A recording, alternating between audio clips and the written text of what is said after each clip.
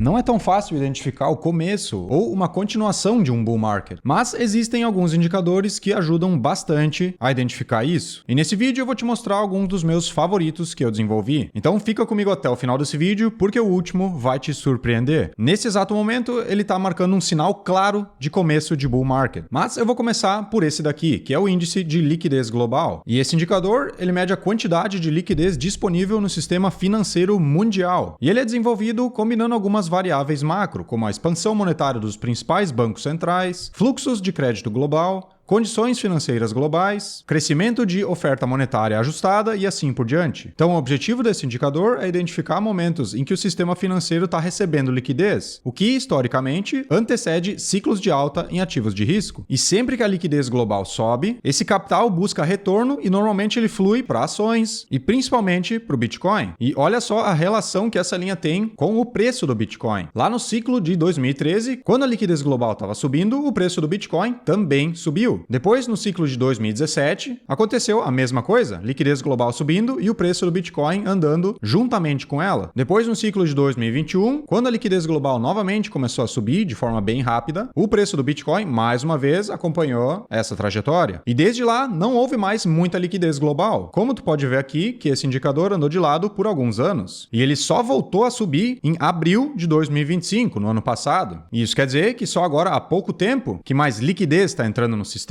E se essa linha amarela continuar subindo, o que é muito provável, se a história se repetir, o preço do Bitcoin deve também acompanhar essa linha. E a gente sempre deve analisar probabilidades. Não há certezas nos mercados financeiros, somente probabilidades. E a probabilidade do Bitcoin acompanhar o índice de liquidez global é extremamente alta. Por isso não é sábio se apavorar com quedas recentes e vender toda a tua posição, porque tu acha que de repente o preço vai cair a zero. Se tu é reacionário assim, o Bitcoin não serve como investimento para ti. E é melhor tu procurar outra classe de ativo.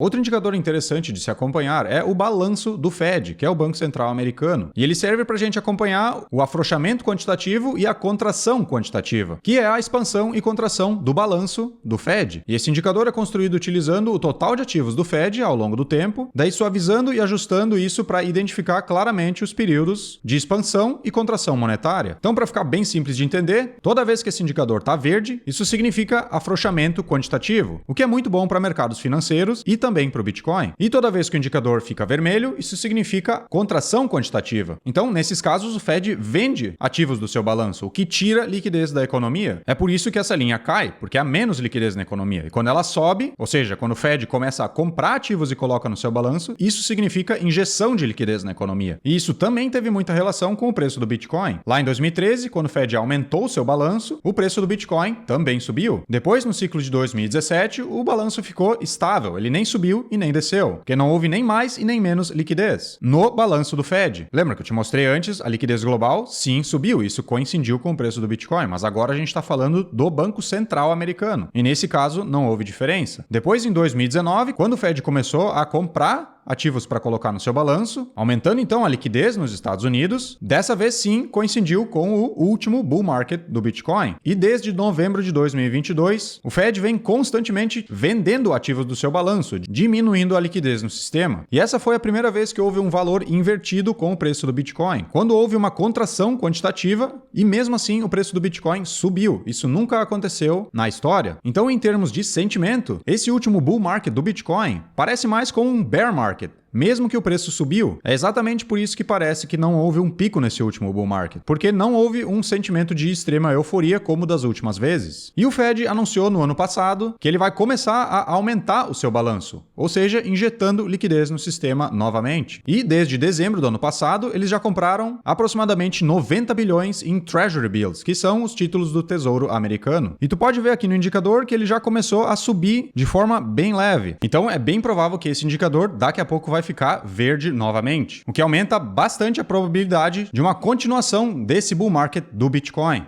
E o último indicador que eu separei para te mostrar é o ciclo industrial. E esse é um dos meus favoritos, porque ele mede a fase de ciclo econômico global através dos índices de atividade industrial. Então ele é construído a partir de dados como o ISM Manufacturing, PMIs industriais globais e tendência de expansão ou contração de atividade produtiva. Ele é calculado com base em 5 componentes principais, que são novos pedidos, representando 30%, produção, que representa 25%, emprego, representando 20%, entregas de fornecedores, que representa 15%, e estoques, representando 10%. Então, basicamente, ele mede a indústria, ou o quanto a economia está girando, o que significa confiança ou desconfiança na economia. E toda vez que essa linha passa para baixo de 50, que é esse pontilhado que tu tá vendo aqui no meio, isso indica desaceleração na economia. E quando ele passa para cima de 50, isso significa expansão na economia. E olha só a relação que ele teve também com o preço do Bitcoin. Toda vez que ele passou para baixo dessa linha de 50 e depois ele voltou a subir, significando uma nova expansão econômica, isso coincidiu com todos os bull markets do Bitcoin. E desde novembro de 2022, esse índice esteve abaixo de 50, o que nunca aconteceu até hoje. Então houve um período extenso de contração econômica, como os outros indicadores também já sugeriram isso, e mesmo assim o preço do Bitcoin subiu, mas ele não subiu com tanta euforia que nem as outras vezes. E agora, nesse exato momento, esse indicador voltou a subir dessa linha de 50. E se ele ficar acima dela, isso vai sinalizar confiança na economia. E quando há confiança na economia, o Bitcoin tende a performar bem. Então, há uma alta probabilidade de que o Bitcoin encontre novas máximas históricas esse ano. E se a gente analisar os 3 indicadores ao mesmo tempo, a gente pode ver que a história é muito parecida. O índice de liquidez global, em máximas históricas, e com uma alta probabilidade dele continuar subindo daqui, o balanço do Fed começando a aumentar novamente, o que também indica mais liquidez lá nos Estados Unidos, que é o principal mercado global, e o ciclo industrial voltando a ficar acima dessa linha de 50, o que não acontece há praticamente 3 anos. E ele nunca ficou tanto tempo abaixo dessa linha de 50 na história. Esses 3 indicadores estão indicando que a economia vai ficar quente, e isso não vai demorar tanto assim. Então, se tu tá com medo nessa faixa de preço, reveja teus motivos, porque o Bitcoin não liga para os teus sentimentos. E se tu quer ter retornos massivos, tu precisa ter ganância quando os outros estão com medo. E se tu gostou desse vídeo e quer receber novas atualizações aqui no canal Patrimônio Bitcoin, não se esquece de dar o like e se inscrever no canal para não perder os próximos conteúdos. Por esse vídeo era isso, eu te aguardo no próximo.